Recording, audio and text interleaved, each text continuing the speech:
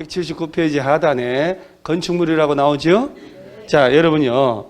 건축물이 나오고 건축물이 뭐냐? 건축물이 용어가 제일 먼저 나오겠죠. 공부를 할 때 건축법 적용 대상은 건축물, 그 다음에 쫙 넘겨 봐봐요. 그 다음에 187페이지 가봐요. 대지, 그죠? 자, 또 한 장 넘어가요. 3절에 공작물, 이렇게 나와요. 자, 그러니까 건축법 적용 대상이 제일 먼저 나와야 되는 거예요. 이렇게. 건축법 적용 대상 물이거든. 그러면 제일 먼저 건축법이니까 제일 먼저 나올 게 건축물이겠지요. 그죠? 건축물. 그 다음에 대지에 건물 짓는 거요. 그 다음에 공작물. 이 세 가지가 건축법 적용을 받는다고. 그러니까 이게 지나간 게 머릿속에 쫙 떠올라야 돼. 건축법이야. 희한하게 5개 맞히거든. 그 다음에 자, 이 대지에 공작물, 건축물을 지어야 될 거 아니야. 나는 대상 객체거든. 그러면서 189페이지 가보니까 적용 대상 행위라고 있나요? 그러면 1번에 건축이 나오죠. 2번은요. 대수선. 한 장 넘어가면 3번은 용도 변경 아니요. 객관식에서 해서 물반 고기반이요. 들어봤어요, 여러분? 우글우글해요, 문제가. 그러니까 이 대지의 건축물, 공작물을 자, 요거는 적용 대상 행위 아닙니까? 그렇죠? 이 예 중에 하나 할 때는 허가나 신고하라는 얘기예요. 그래서 무슨 행위를 할 때 제일 먼저 건축 행위. 그 다음은 대수선. 자꾸 익숙하셔야 돼요. 그 다음이 용도 변경할 때 허가나 경미한 건 신고한다. 이렇게 되는 거예요. 그리고 제일 먼저 자, 법이 항상 뭘 만들 때 여러분요. 자, 물건의 민법 시간에 물건에 대한 지배권을 뭐라고 한다고요? 소유권은 이거 쓰고 있는 너무한 거 아니에요? 쓰고 있는 그죠? 제가 잘못했어요. 이렇게. 아주 여기 한자가 법률 용어 익숙해서 그런데 이게 한글로 법률 용어는 하도 오래 전공하다 보면 한글로 쓰는 것보다 한자로 쓰는 게 훨씬 익숙해요. 그리고 머릿속에 팍팍팍 돌아가요. 빨리빨리. 한글로 하면 잘 안 들어가. 그러면 물권, 채권이라는 거 배우잖아요. 그죠? 그 물권 하면 이래 가지고 물권의 종류가 쭉 나오잖아요. 점유권하고 뭐 본권 해서 뭐 그죠? 소유권하고 제한물권. 그래서 용익물권하고 담보물권. 그러죠? 지상권, 지역권, 전세권, 유치권, 지권, 저당권. 이 고대 로마 이후로 철칙. 그러면 물건이란 것은 물건에 대한 지배권이라는 거 아니야, 지금?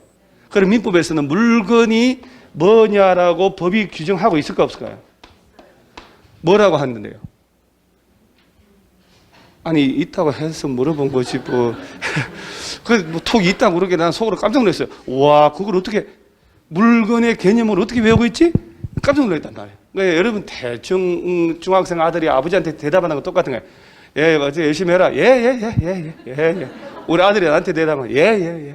그러다가 혹 올라와서 한 대 때리려다가 아니야. 저러다가 때리면 때릴수록 골프공하고 자식은 때릴수록 어긋나니까 냅두자. 말 맞는 것 같아. 그죠? 두드려 펼수록 이상하게 가잖아요. 이렇게 세게 때릴수록 이상해. 약하게 때리면 똑바로 가요. 그래서 물건이라고 하는 게 민법에 정의하고 있어요. 물건이 뭐냐, 사람이 뭐냐, 다 정의를 해요. 법에서는. 지상권이 뭐냐, 소유권이 뭐냐, 유치권이 뭐냐. 법의 정의를 항상 제일 먼저 둔다니까요. 그래서 유체물, 전기, 기타 관리할 수 있는 자연력을 말한다. 들어본 적 있나요? 그러니까 물건의 개념도 민법 선생님이 안 가르치고 물건을 가르치는 거예요. 잘못했네. 그죠? 물건이 뭐냐 해놓고 그 물건에 대한 지배권이 바로 물건이다. 그런데 물건이라는 것은 유체물, 전기, 기타 관리할 수 있는 자연력이라 권리의 객체인데 그러면 다시 부동산과 동산으로 나눠진다. 부동산은 토지 및 그 정착물을 말하고, 그죠? 부동산 외의 것이 동산이다. 그러죠? 그 동산 물권, 질권, 나머지 부동산 물권, 이런 식으로 나오건 얼마나 논리 적용합니까? 그러면, 우리 건축법에서도 건축물이 뭐냐라고 법이 정해져 안 정해져? 정해줘야지. 건축물이라 하면 이라고, 그죠? 제일 먼저 건축물에 정의를 주고, 그럼에도 불구하고 얘는 건축법 적용하지 않는다. 이것은 다른 법이 있으니까. 그 다음에 도대체가 건축물의 종류가 몇 가지냐라고 하는, 건축물의 용도가 몇 가지나 되게요? 27가지, 뭐 8가지, 9가지, 뭐 대충 얘기해요. 지목은 몇 가지? 지목 여러분 표정은 아우라 다 그거 어떻게 하나 이 사람 하는 표정인데, 그럼 깔끔하게 하나 틀리면 돼요. 그래서 28가지 지목이잖아요. 그러죠? 그래서 그 부동산이라고 하는 거는 부동산이 뭔지는 알잖아요. 좀 전에 얘기한 토지하고 정착물이니까 주로 다른 건 다리 빼고 건축물이잖아요. 그럼 토지는 지목으로 분류되겠지.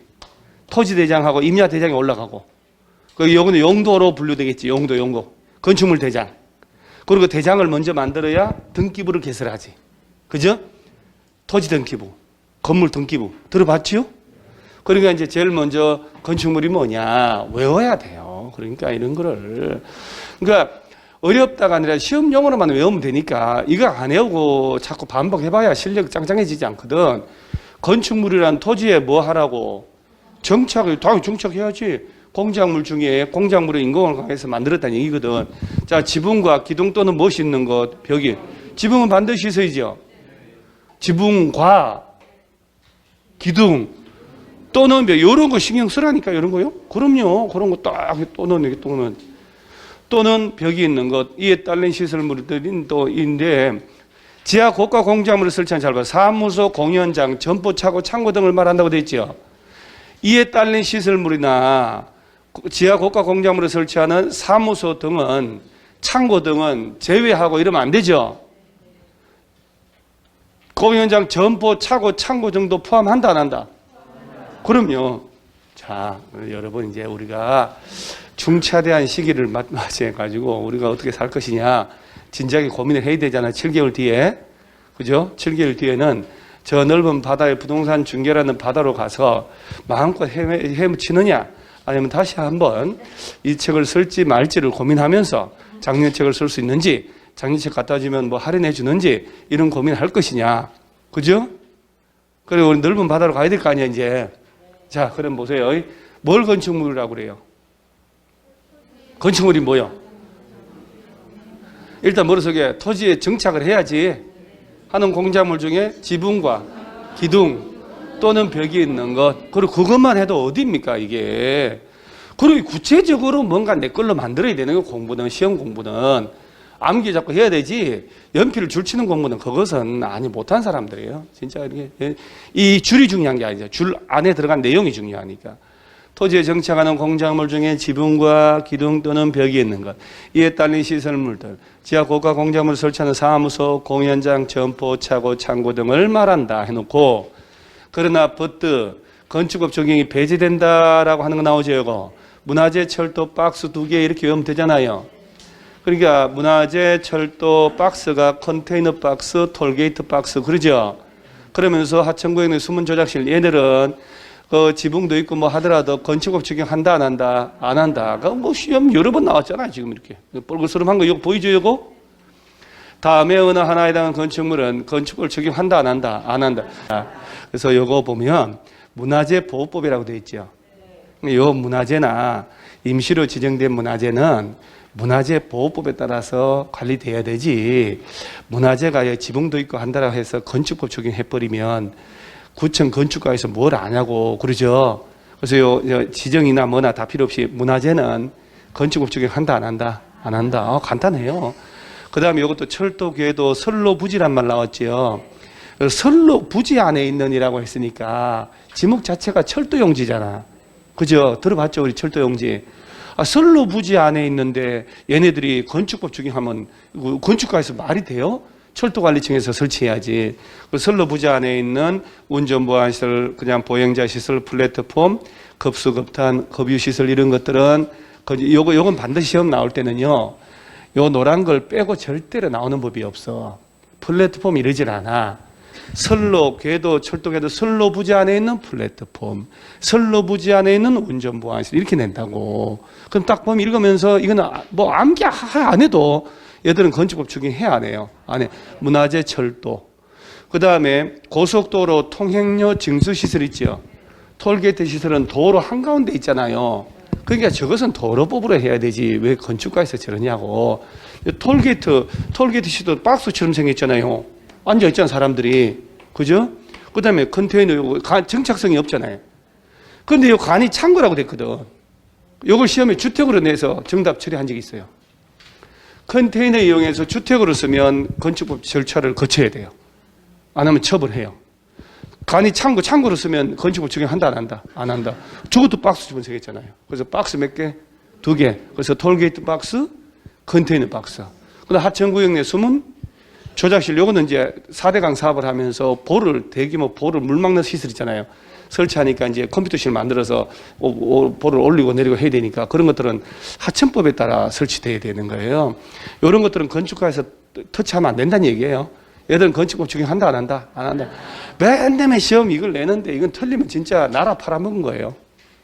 그래서 이런 것들은 언제 나올지 모릅니다. 이렇게 쭉 최근에 나왔는데도 불구하고 작년에도 나왔죠. 30회, 요거 28회 보세요. 2년 텀으로, 또 2년 텀으로. 이거 조금 나왔는데, 요거 뭐 언제 나올지도 모릅니다. 또 30, 우리가 또 2회 아닙니까? 이런 거는 딱 맞는 걸로 가야 돼요. 그 다음에 이제 드디어 용도가 나오는데, 우리 교과서에 다시 이제 앞으로 쭉 가서 우리 용도를 보면, 자, 180페이지에 그 용도에 다중주택 하나 수정했죠? 일단 머릿속에 단독주택 해놓고 단독주택은 종류가 몇 가지? 단다, 다공. 그렇죠? 자, 단독주택은 단독, 다중, 다가구, 공간. 이렇게 4가지여요. 머릿속에 단다, 다공 이렇게 연습을 하는 거예요. 뭐 그럼 대가리 따서 자꾸 외우고 해야지. 뭐 여러분의 나나 머리가 뻑뻑한데. 그죠? 자, 단독주택은 종류 몇 가지?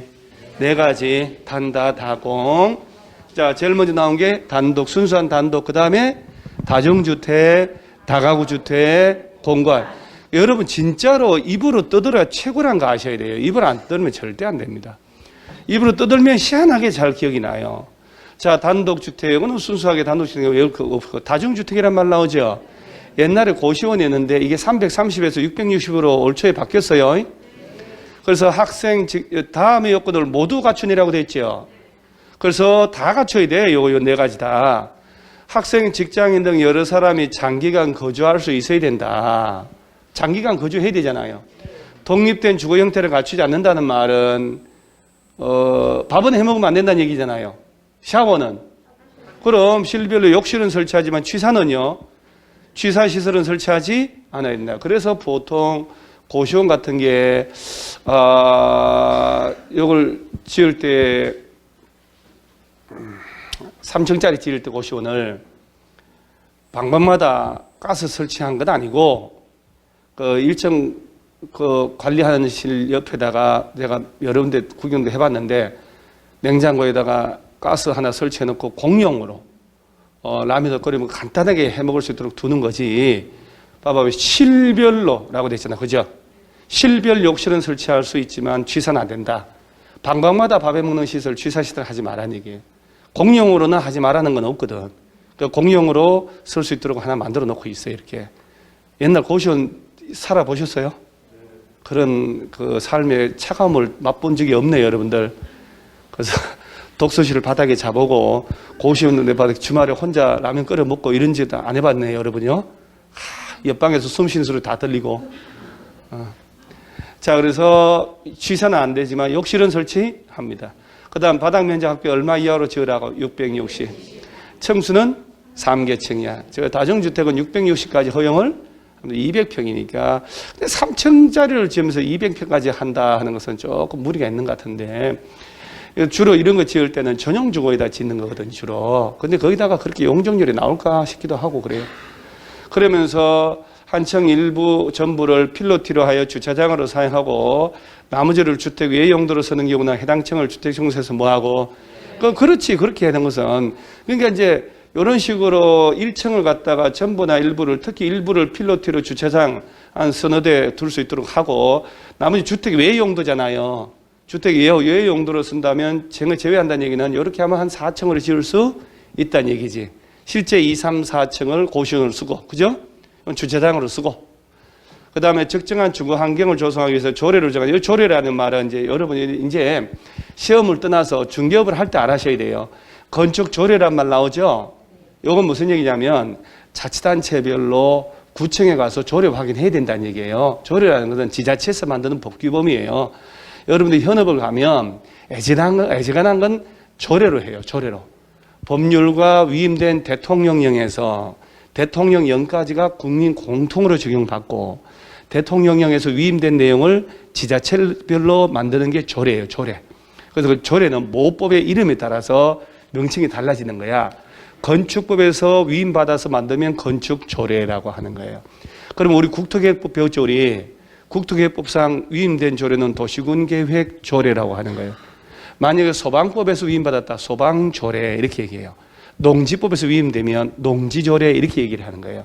그래서 건축법에서 위임받은 조례를 정하는 실별 최소 면적, 창문의 설치, 크기 등의 기준 적합하라는 얘기는 고시원 지을 때 양천구청에 가서 고시원으로 지을 때 양천구 조례로 방방마다 최소 면적 얼마로 창문은 얼마 사이즈로 크기는 어떻게 어디다 설치하는지를 조례 확인해야 돼요. 고시원 지을 때는. 오케이? 이렇게. 요 요건 다 갖춰야 되는데 그럼 이렇게 4번도 추가가 됐다는 얘기는 조례니까 세부적 내용은 시험을 내지 않는다는 얘기인데 그래 이런 걸 객관식을 낼 때는 그러면 독자적으로 내기보다는 이 부분을 660하고 3계층 있죠. 빈칸형으로 낼 확률이 더 높습니다. 요새는. 오히려 오지선다 만들기보다는.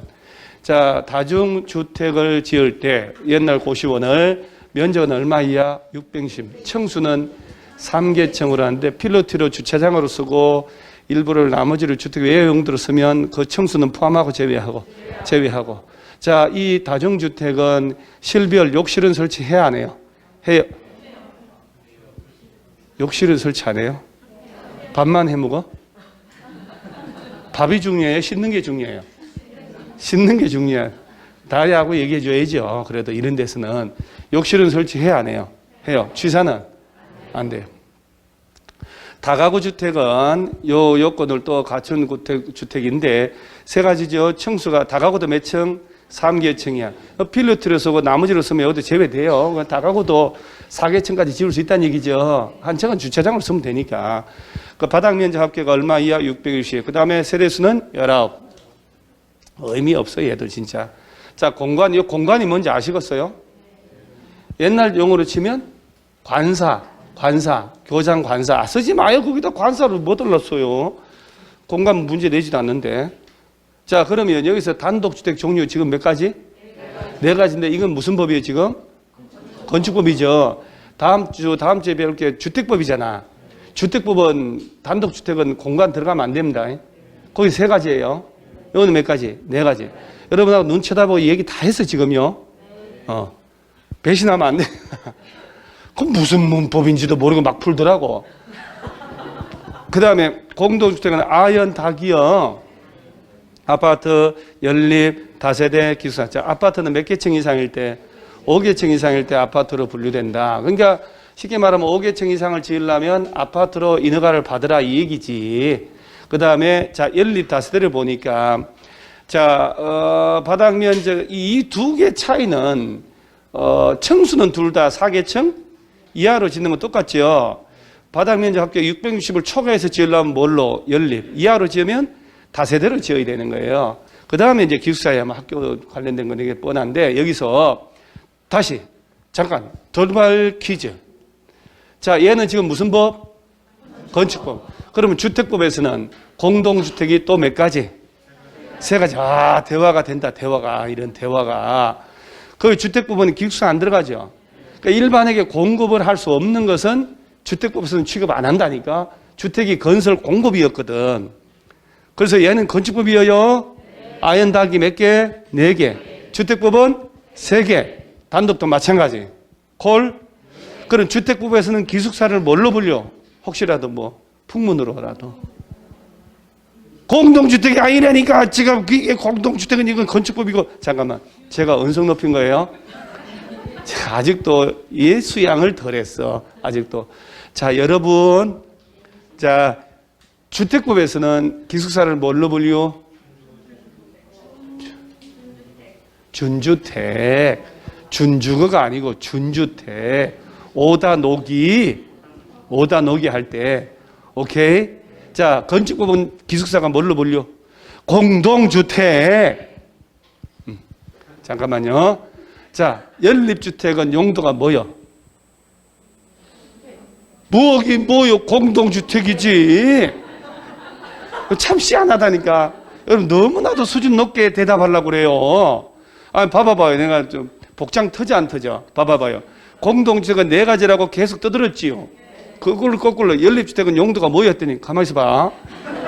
이러면 자, 연립주택은 뭘로 분류돼? 공동주택이지요.